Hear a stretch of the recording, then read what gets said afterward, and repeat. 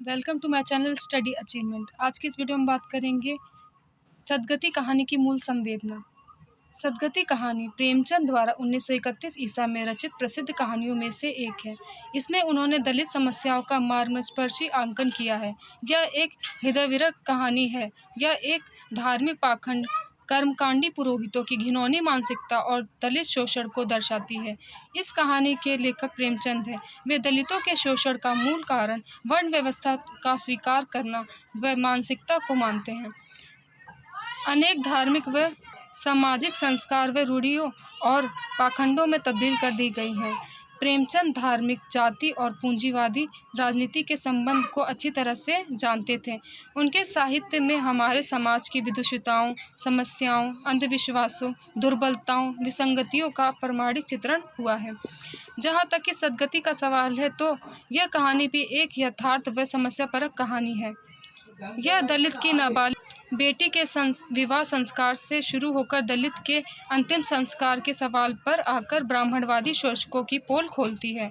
कहानी में दुखी, जो कि एक दलित व कहानी का नायक है, वह अपनी बेटी की सगाई की साइत यानी कि जो मुहूर्त निकालते हैं पंडित से पूछकर, वो मुहूर्त विचारने को लेकर पंडित घासीराम जी को आमंत्रित करने के लिए जाता है, किंतु पंडित जी उससे अपना सारा घर का काम बेगार के रूप में कराते हैं। बेगार के रूप में मतलब कि बिना किसी पैसे के, बिना किसी चीज़ के अपना काम करवाते हैं अपने फ़ायदे के लिए।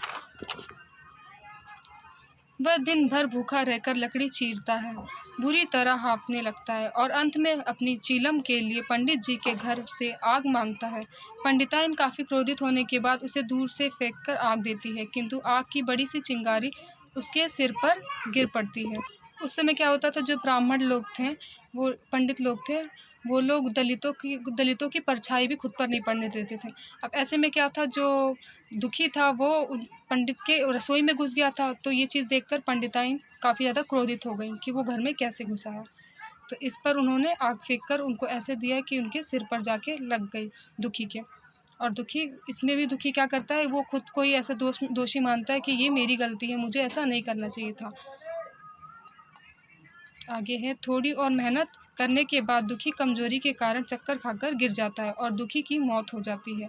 इसके बाद भी पंडित परिवार में संवेदना नहीं जगती, मतलब कि उन लोगों को बिल्कुल भी फ़र्क नहीं पड़ता इससे, और उनके अंदर बिल्कुल भी हमदर्दी या किसी प्रकार की संवेदना नहीं जगती है। उधर चमार परिवार में इस घटना को लेकर शोक व विद्रोह का भाव है और पंडित जी के अनुनय विनय करने के बावजूद वे लाश उठाने तक नहीं आते। अतः पंडित जी खुद रस्सी के फंदे में लाश को बांधकर गांव के बाहर छोड़ आते हैं और दुखी की लाश को गीदड़, गिद्ध, कुत्ते और कौवे नोचते हैं।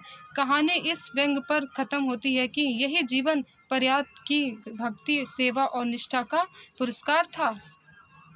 अतः स्पष्ट रूप से कहा जा सकता है कि साहित्य समाज का दर्पण है। परिणाम स्वरूप साहित्य का विषय व स्थिति समाज से ही ली जाती है। यह कहानी स्वतंत्रता से पूर्व लिखी गई है। तब की स्थिति लगभग इसी प्रकार की थी। कहानी में जातिवादी, अस्पृश्यता, रूढ़िवादी सामाजिक कर्मकांडों, लोक व्यवहार के नियमों से बंधे दलितों और सदियों से चलते आ रहे धार्मिक पाखंडों पर जोरदार चोट की है।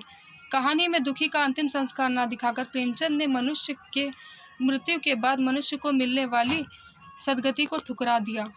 उनके अनुसार जीवित अवस्था में जिसे भरपेट खाना व श्रम का थोड़ा सा भी सम्मान न मिला हो, मरने के बाद उसकी सदगति कैसे हो सकती है? इस पर प्रेमचंद जी ने एक प्रश्न चिन्ह लगाया है।